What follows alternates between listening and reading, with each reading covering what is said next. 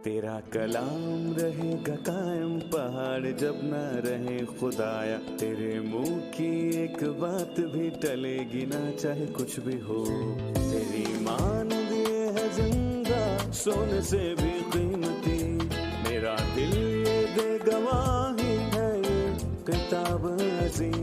नाज़िल करे अपना कलाम, शिकस्ता दिलों को सुकून मिले, तारीकी दूर हो मेरी राहें रोशन कर। दिल अपना कलाम कसरत से ए खुदा बदल दे, रिहाई दे कसरत से फल मिलाओ। कलाम रहेगा कायम पहाड़ जब ना रहे खुदाया, तेरे मुंह की एक बात भी टलेगी ना चाहे कुछ भी हो। अजीज नाजरीन, मैं अयाज ज़रीफ आप सब देखने वालों को हमारे रोज के बाइबली मुतालिया प्रोग्राम की इस नई किस्त में खुशामदीद कहता हूँ। हम अहबार की किताब का मुताला कर रहे हैं जो बाइबल मुकद्दस की तीसरी किताब है, और हम इसके 16वें बाब पर पहुंच चुके हैं। यहाँ पहुंचकर हम एक अहम मौजू पर बात करेंगे, यानी कफारे के दिन पर, जो कि एक अहम लम्हा और यहूदी तारीख का एक बड़ा खास मोड़ था। लेकिन प्रोग्राम के बाकायदा आगाज से पहले हमारे भाई और खुदा के अजीम खादिम भाई यूसुफ को स्टूडियोज में खुशामदीद कहना बहुत चाहूंगा। शुक्रिया भाई। साथ ही हमारे दीगर मेहमानों को भी खुशामदीद। भाई यूसुफ, हमें इस मौजू का खाका बताएं, कफारे का अजीम दिन और यहूदी तारीख में इसकी क्या अहमियत है। दरअसल ये साल के अहम तरीन दिनों में से एक था। वो इसे रोजे का दिन भी कहते थे। रोजे का दिन गुजर चुका था। इमाल के 27वें बाब में लिखा है, ये वो वाहिद दिन था जब खुदावंद ने इसराइलियों को रोजा रखने को कहा था। उसने साल के किसी और दिन रोजा रखने को नहीं कहा। और यही वो वाहिद दिन था जिसमें सरदार काहिन पाक तरीन मुकाम में दाखिल होते थे। और यही वो वाहिद दिन था जब सरदार काहिन के साथ खैमा इज्तिमा में कोई भी ना जाता। वो खैमा के अंदर का सारा काम इंतहाई किया करते और इसमें इसराइलियों के साल भर के गुनाहों और खताओं का कफारा होता। और इसमें आने वाले साल में सरदार काहिन अपने सारे काम कुर्बानी की सूरत में फिर दोहराता, भले ही ये उसके लिए या उसके घर के लिए या फिर कौम के लिए या फिर पूरे कबीले के लिए हो। वो कुर्बानी का खून लेकर तख्त के पास जाता और साल सही भर के गुनाहों का कफारा देता। जी। ठीक है, शुक्रिया। आपने कफारे के अजीम दिन का हवाला दिया और बताया कि साल में एक बार यह दिन आता था सही ताकि कौम माफी पाए। जी। लिहाजा पूछना यह है कि लफ्ज कफारे का मतलब क्या है। हम कई बार ये लफ्ज सुनते हैं, इस लफ्ज का मंबा क्या है। ये लफ्ज दोनों हिस्सों में आया, पुराने अहदनामे में और नए अहदनामे में, दोनों में ही। लेकिन ये पुराने अहदनामे में नए अहदनामे की निस्बत ज्यादा इस्तेमाल हुआ। और लोग सोचेंगे कि नए अहदनामे की निस्बत ये पुराने अहदनामे में ज्यादा इस्तेमाल क्यों हुआ। वजह यह है कि लफ्ज कफारा वसी लफ्ज है। नए अहदनामे में इससे बहुत मुतबादल तफसीलात फराहम की गई हैं और लफ्ज इस्तेमाल किए गए हैं। माफ़ी और रास्त ठहराना, मुकद्दस करना, ये सब लफ्ज कफारे से लिए गए हैं। हमने जाना कि नए और पुराने अहदनामे में इसका तस्करा है और इसका मतलब है कि ढांप देना। और नए अहदनामे के यूनानी लफ्ज का मतलब खुशी करना है, और ये वही लफ्ज नहीं है, लेकिन इनके मतलब मिलते जुलते हैं। ये एक दूसरे की तकमील करते हैं कि ढांपना है और खुशी करना है। कफारे में दोनों मतलब शामिल हैं। किस चीज को ढांपना है? गुनाह को ढांपना है, क्योंकि खुदावंद हमारा जिंदा खुदा जलाली और पाक है। क्योंकि खुदा की आंख गुनाह को नहीं देख सकती, सो उन्हें गुनाहों को ढांपना पड़ता।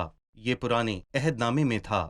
और नए अहदनामे में खुदा को खुश करना जिसके खिलाफ गुनाह किए जाते हैं। पर ऐसा क्यों है? क्योंकि खुदा रास्ती का खुदा है, और इसलिए पुराने अहदनामे में क्योंकि खुदावंद पाक है, अहबार में हमने उसकी पाकीज़गी देखी। ये एक अहम बात है जिसे बहुत बार दोहराया गया।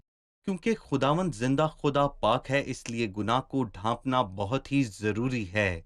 और खुदा की रास्ती के लिए रोमियो के 3:21 में लिखा है, क्योंकि अब शरीयत के बगैर खुदा की रास्ती जाहिर हुई जब मसीह मुजस्सम होकर सलीब पर गया और हम सब के गुनाहों की कीमत अदा की और खुदा को खुश किया। खुदा की रास्तबाजी जो पुराने अहदनामे में वाजे नहीं हुई। लिहाजा पुराना मतलब है कि ढांप देना और नया मतलब है खुश करना। क्या आप हमें कुर्बानी का खुलासा बता सकते हैं? सरदार काहिन, उसमें दाखिल होता जो कुछ भी पर्दे के पीछे था, यानी पाक तरीन मुकाम में, कुर्बानी के खून के हमरा। कुर्बानी का नजरिया और कुर्बानी के इजहार का दर्जा। कुर्बानी एक ऐसा मौजू है जो कलाम के हर बाब के अंदर मौजूद है, कलाम की तमाम किताबों में। इसका इजहार किस तरह दर्जा बदर्जा शुरुआत से लेकर कफारे के दिन तक होता आया। ये सब गुनाह से शुरू हुआ। गुनाह पैदाइश के तीसरे बाब में दुनिया में आया और ठीक उसी बाब में हम कुर्बानी के ताल्लुक से पढ़ते हैं, लेकिन ये लफ्ज वहां नहीं है। लेकिन इसे बतौर माफूम देखा जाता है कैसे, जहां लिखा है आदम और उसकी बीवी के लिए खुदा ने चमड़े के कुर्ते बनाए। चमड़े के कुर्ते, इससे जाहिर है कि ये चमड़ा कुर्बानी से लिया गया है जो गुजरानी गई। सही। ये हमें पैदाइश के तीसरे बाब में नहीं मिलता, लेकिन एक नजरिया मिलता है। पैदाइश के चौथे बाब में, जो अगला बाब है, हम देखते हैं कि हाबिल अपने गले से एक पेलौठा और उसकी चर्बी बतौर कुर्बानी लाता है। सो हम लफ्ज कुर्बानी को यहाँ पर चौथे बाब में देखते हैं और कहा जाता है कि ये कुर्बानी इंसान की रिहाई के लिए गुजरानी गई, ऐसा जी, कहा जाता है। ठीक है। लेकिन इसके बाद हम पढ़ते हैं कि कुर्बानी घर के लिए गुजरानी गई। और मैं यहाँ पर यह भी कहूँगा कि मसलन अब्राहम और फिर अयूब, और जब खरूज 12 में फसा के बर्रे को यहाँ पर कुर्बान किया गया। इसका मतलब फक्त एक घर को रिहाई देना नहीं, बल्कि अहबार के 16वें बाब में इसका मतलब पूरी कौम को ही रिहाई देना है। जब हम नए अहदनामे में आते हैं, भले ही वो यूहन्ना की अंजील हो या फिर यूहन्ना का खत, हम देखते हैं कि कुर्बानी पूरी दुनिया के लिए दी गई। खुदा का बरा जो जहां के गुनाह उठा ले जाता है, और वही हमारे गुनाहों का कफारा है, ना सिर्फ हमारा बल्कि पूरी दुनिया के गुनाहों का कफारा है। सही, बहुत शुक्रिया भाई यूसुफ। वक्फे से पहले मैं आपसे एक सवाल पूछना चाहता हूँ। तारीख, हम कफारे के दिन को जानते हैं जो साल में एक बार आता है। ये कलाम में कहाँ लिखा है, कफारे के उस दिन की तारीख और वक्त? जब हम 23वें बाब पर पहुंचते हैं तो खुदा की 7 इबादतों के बारे में यहाँ पढ़ते हैं। ये बहुत खास और अहम बाब है, और जब हम वहां तक पहुंचेंगे तो हम इस पर बात जरूर करेंगे। और उस बाब से हमें पता चलेगा कि ये 7वें महीने में होता है। 3 ईदें थीं और 4 ईदों का ताल्लुक पहले माह से था, और कुल मिलाकर यहाँ 7 ईदें थीं। 4 ईदों का ताल्लुक पहले महीने से नहीं था, बल्कि उनका ताल्लुक उस माह से था, और 3 ईदें 7वें माह में आती थीं। पहला दिन नरसिंगे की ईद और कफारे की ईद 7वें महीने में होती थी। फिर महीने के 14वें दिन खैमे की ईद होती। बड़ी बात यह है कि कफारे का दिन 7वें महीने का 10वां दिन होता। 10 जमा 7 17 बाइबल का एक अजीम अदद है। मैं इस पर कोई ज्यादा बात नहीं करूंगा, बल्कि मैं इसे लोगों के लिए यहाँ छोड़ूंगा। मैं सिर्फ हल्का सा इशारा दूंगा कि पैदाइश के 8वें बाब में जब कश्ती अरारात के पहाड़ों पर जाकर टिक गई, तब यूसुफ कितने साल का था जब वो अपने बाप के घर से दूर बेच दिया गया। और बहुत सी चीजें हैं, लेकिन मैं चाहूंगा कि नाजरीन उसे अपने तौर पर देखें। ठीक है, शुक्रिया। यहाँ हम एक वक्फा लेंगे और फिर दोबारा हाजिर होंगे।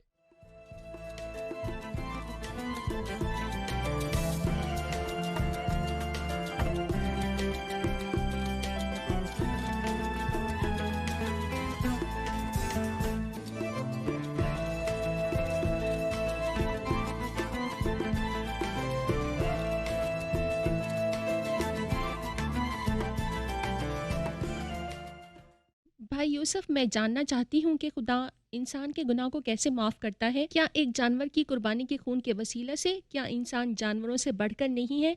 कोई जानवर आदमी के लिए कफ़ारा कैसे दे सकता है? दरहकीकत जब हम इब्रानियों के 10वें बाब पर आते हैं तो वहां वाज़ेह तौर पर कहा गया है, क्योंकि मुमकिन नहीं कि बैलों और बकरों का खून गुनाहों को दूर करे, और अगर ऐसी बात नहीं तो खुदा ने ऐसा करने के लिए क्यों कहा? अगर हम 40वें ज़बूर पर आएं तो हमें पता चलता है कि इससे खुदा मुतमईन नहीं है, और वो इससे बिल्कुल भी खुश नहीं है। वही अहबार में इसे करने को कहता है। और मैं यहाँ पर ये कहना चाहूँगा कि ये बिल्कुल एक क्रेडिट कार्ड की तरह ही है, जैसा कि ये एक प्लास्टिक का टुकड़ा है। हम इसके साथ खरीदारी कर सकते हैं, और ये प्लास्टिक के पैसे हैं। ये प्लास्टिक का टुकड़ा है, लेकिन बैंक में इसकी वक़्त कार से ज़्यादा है। आप इसके बगैर उसे खरीद नहीं सकते। दरहकीकत मैं इस बात की यहाँ पर वजाहत करना पसंद करूँगा।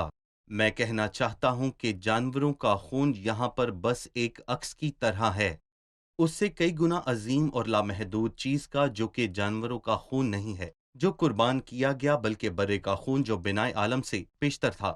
وہ برہ کون تھا؟ اس کا تذکرہ پہلے پطرس کے 18ویں باب میں کیا گیا، کیونکہ تم جانتے ہو کہ تمہارا نکما چال چلن جو تمہارے باپ دادا سے چلا آتا تھا، اسی سے تمہاری خلاصی فانی چیزوں سے یعنی سونے چاندی کے ذریعے نہیں ہوئی، بلکہ ایک بے عیب اور بے داغ برے یعنی یسوع مسیح کے بیش قیمتی خون سے۔ اس کا علم تو بنائے عالم سے پیشتر تھا، مگر اس کا ظہور آخری زمانے میں تمہاری خاطر ہوا، کفارہ، معافی اور رہائی، اور یہ بیلوں اور بچڑوں کے خون سے نہیں، بلکہ ہمارے خداوند یسوع المسیح کے اس خون سے ممکن ہوا جو اس نے ہمارے لیے پیش کیا۔ یعنی خدا نے پرانے عہد نامے کے ایمانداروں کے گناہوں کو قرض کی مہلت کے طور پر معاف کیا، جب تک کہ مسیح نے آ کر اور پوری قربان ہو قیمت کر نہیں۔ پوری قیمت نہ چکائی، اور خدا نے ہم سب کی بدکاری اور ہم سب کے گناہ اس پر لاد دیے، اور مسیح کے صلیبی کام کے وسیلے قرض کی ادائیگی ہوئی۔ لہٰذا ہم کہہ سکتے ہیں کہ خدا نے ان کے گناہوں کو معاف کیا۔ تحمل خدا نے تحمل، کیا، جی جیسا کہ بالکل، رومیو خدا نے 3 میں تحمل کیا لکھا ہے جیسے لکھا ہے، کہ وہ جہنم میں نہ جائیں۔ صحیح۔ اس لیے رومیو 3 میں لکھا ہے، کیونکہ جو گناہ پیشتر ہو چکے تھے جن سے خدا نے تحمل کر کے طرح دی تھی، صحیح، قرض تب تک ملتوی کیا گیا جب تک مسیح نے آ کر ادا نہیں صحیح، کیا۔ واپس باب پر آتے ہیں، ہم نے دیکھا کہ کفارے کا دن 7ویں ماہ کا 10واں دن ہے، جو کہ یہودی سال کی 3 عیدوں میں سے ایک کا دوسرا حصہ ہے۔ جی، میں کچھ آیات پڑھنے کے بعد آپ سے سوال کروں گا۔ ٹھیک ہے، اور ہارون کے 2 بیٹوں کی وفات کے بعد جب وہ خداوند کے نزدیک آئے اور مر گئے، خداوند موسیٰ سے ہم کلام ہوا، اور خداوند نے موسیٰ سے کہا، اپنے بھائی ہارون سے کہہ کہ وہ ہر وقت پردے کے اندر کے پاک ترین مقام میں سرپوش کے پاس جو صندوق کے اوپر ہے نہ آیا کرے، تاکہ وہ مر نہ جائے، کیونکہ میں سرپوش پر ابر میں دکھائی دوں گا۔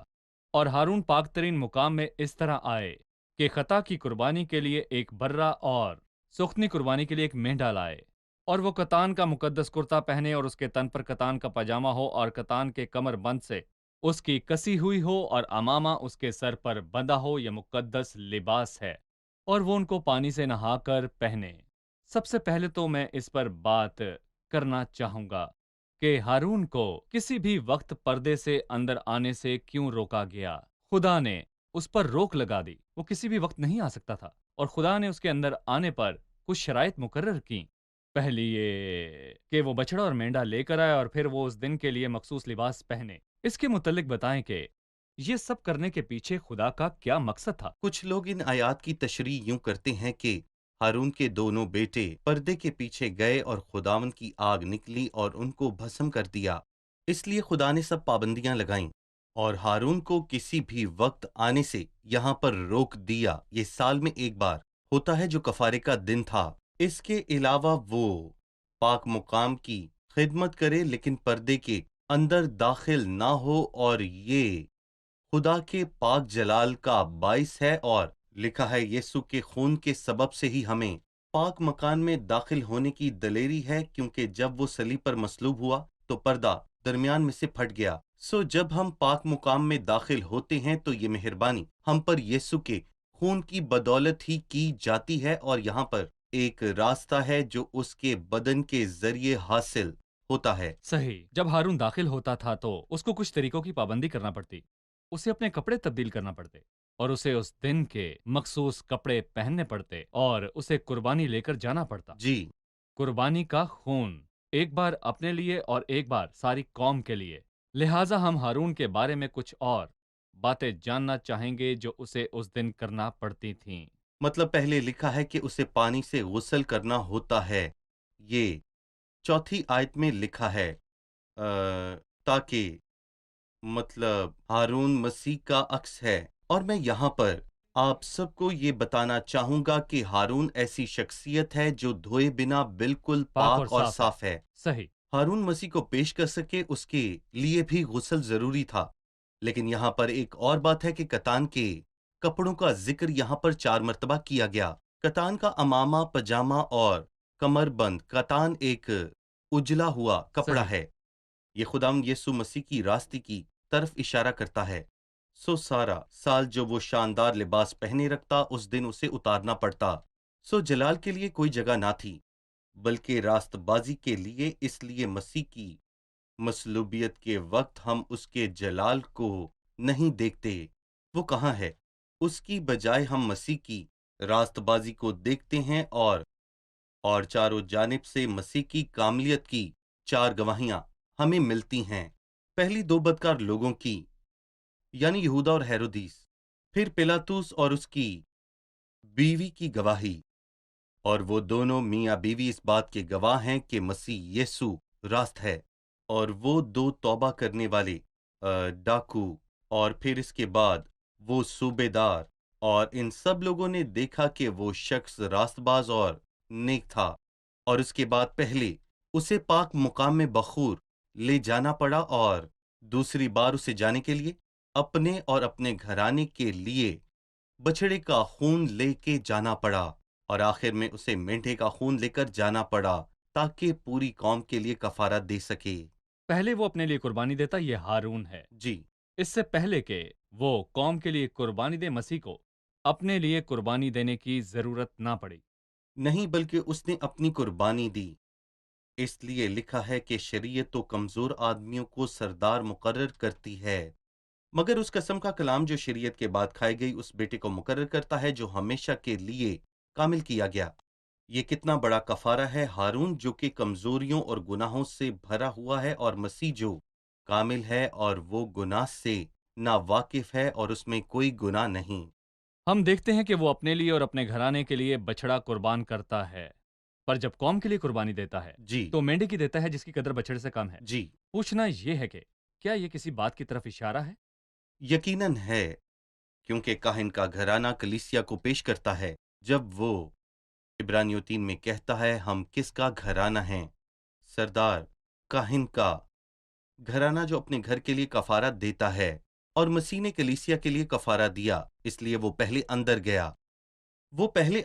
سردار کاہن کیفا نے نبوت کی نہ صرف اس قوم کے لیے بلکہ نئے عہد نامے کی روشنی میں ہم کہتے ہیں کہ اس قوم کے لیے نہیں بلکہ پہلے اس کلیسیا کے لیے، اس لیے وہ بڑی قربانی کے ساتھ داخل ہوتا ہے جو کہ بچڑے کی ہے، جیسا کہ آپ نے کہا۔ مینڈھا بہت ہی چھوٹا ہوتا ہے کیونکہ کلیسیا کی برکتیں ان پرانے لوگوں کی ساری برکتوں سے کئی گنا زیادہ بڑی برکتیں ہیں۔ یہ کہنا کافی آسان ہے کہ ہم آسمانی اور جلالی چیزوں کو پا چکے ہیں جبکہ ان کی شان و شوکت زمینی ہے۔ شکریہ، ہم ایک چھوٹا سا وقفہ لیں گے اور پھر دوبارہ حاضر ہوں گے۔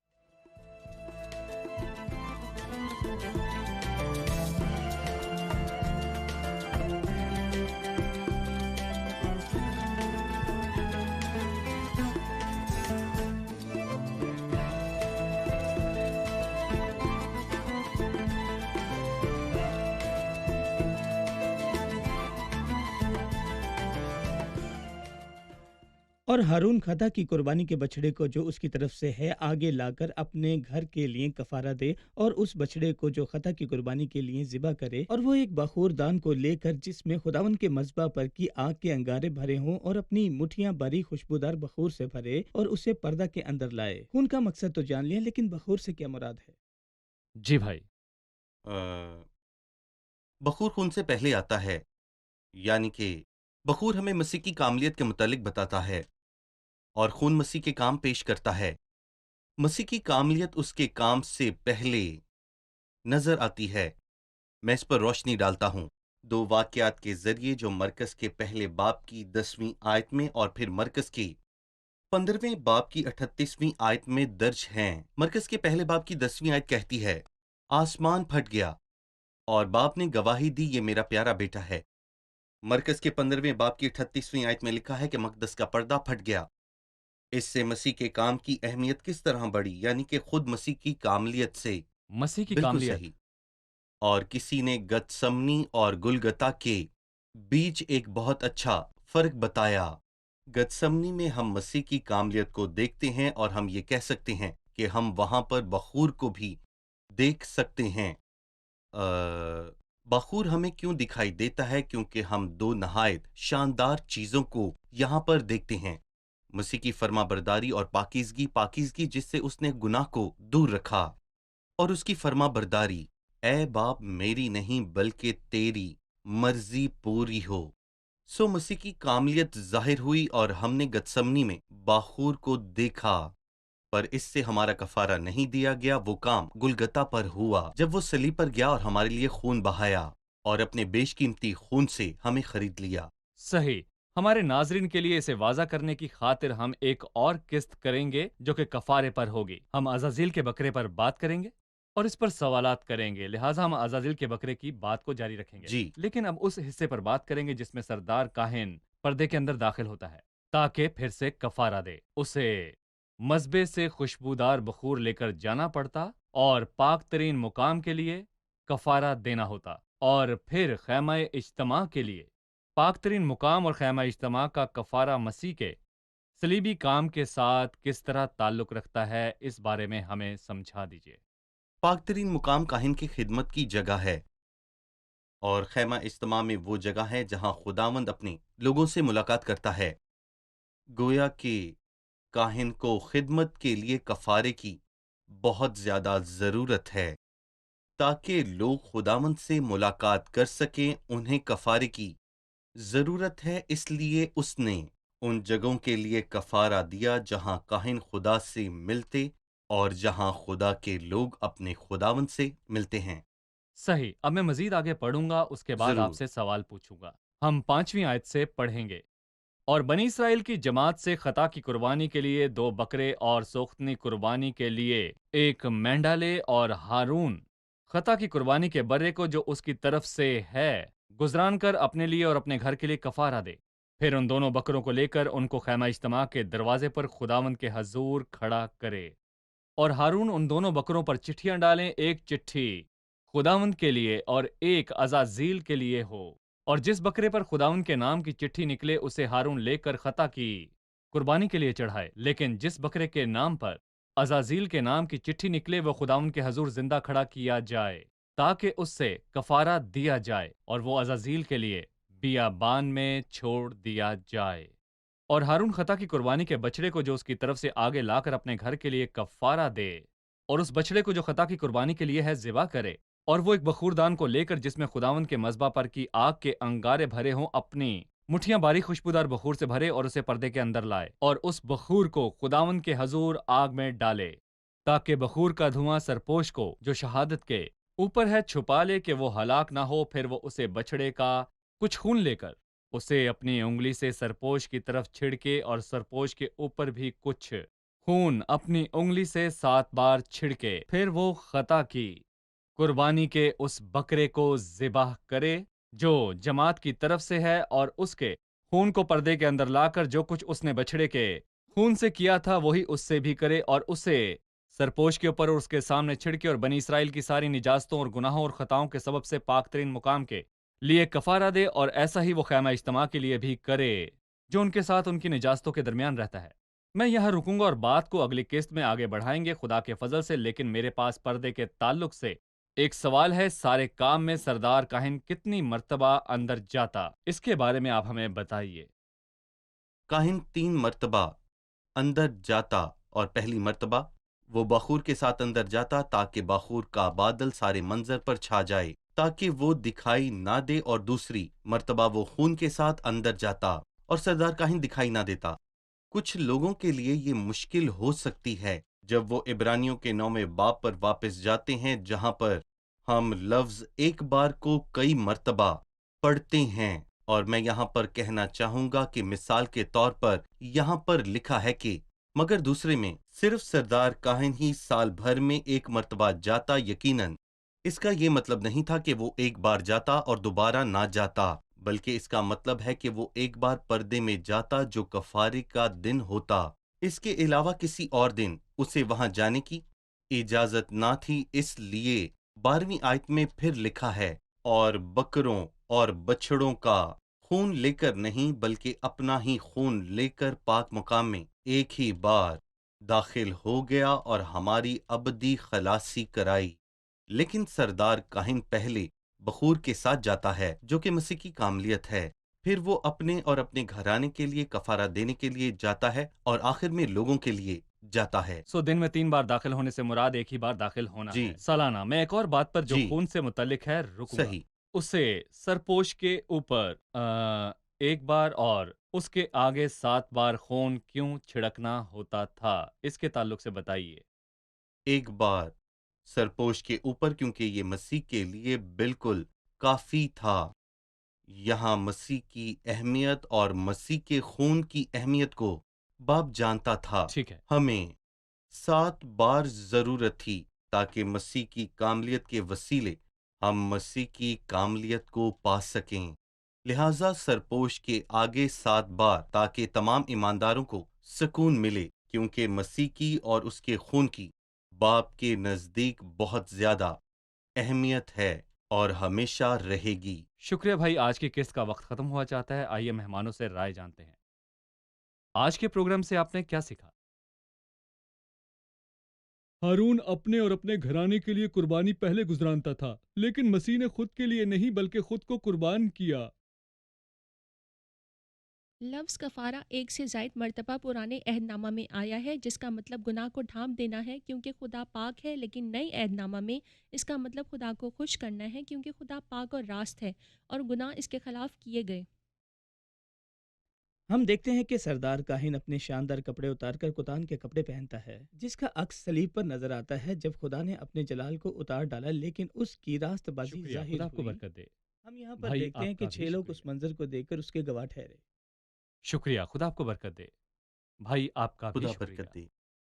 عزیز ناظرین، ہم نے کفارے کے دن کے متعلق بہت کچھ سیکھا۔ یہ یہودی تاریخ کا ایک بہت بڑا دن ہے جس میں خدا نے قوم کے گناہوں کو معاف کیا۔ سال ہاں سال تک، جب تک مسیح نہیں آ گیا، کیونکہ جو گناہ پیشتر ہو چکے تھے ان سے خدا نے تحمل کر کے طرح دی تھی، اور یہ کفارہ پردے کے پیچھے دیا جاتا تھا، پاک ترین مقام پہ، عہد کے صندوق کے سرپوش پہ، جو خدا کی حضوری کو ظاہر کرتا ہے، اور خدا کو قوم سے اس خون کی بنیاد پر سلوک کرنا پڑتا جو سرپوش پر چھڑکا جاتا۔ کفارے کے دن کے متعلق اور بھی بہت سی باتیں ہیں جن کے بارے میں خداوند کے فضل سے ہم اگلی قسط میں جانیں گے۔ آج کے پروگرام کا وقت ختم ہوا چاہتا ہے۔ خداوند آپ سب کو برکت دے۔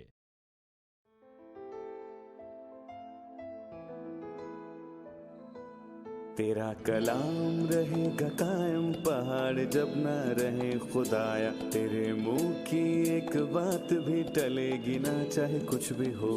تیری مانند یہ ہے زندہ، سونے سے بھی قیمتی، میرا دل یہ دے گواہی ہے، یہ کتاب عظیم نازل کرے اپنا کلام، شکستہ دلوں کو سکون ملے، تاریکی دور ہو میری راہیں روشن کر، دل اپنا کلام کثرت سے اے خدا بدل دے، رہائی دے کثرت سے پھل ملاؤ۔ کلام رہے گا قائم، پہاڑ جب نہ رہے خدایا، تیرے منہ کی ایک بات بھی ٹلے گی نہ، چاہے کچھ